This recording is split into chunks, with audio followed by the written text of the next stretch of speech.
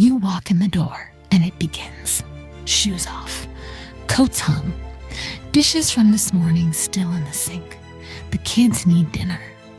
The baby needs a bath. The dog has thrown up.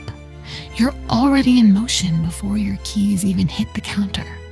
You're the one who remembers the laundry, the homework, the permission slip, the eggs.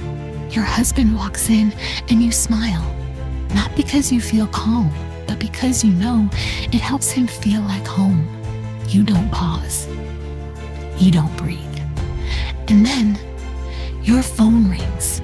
Her name lights up the screen. You freeze. Because no matter how much you're carrying, her voice still expects access. She doesn't ask how you are. She asks why you didn't call. And somehow, you still end up feeling like a bad daughter in a life you built from everything she didn't give.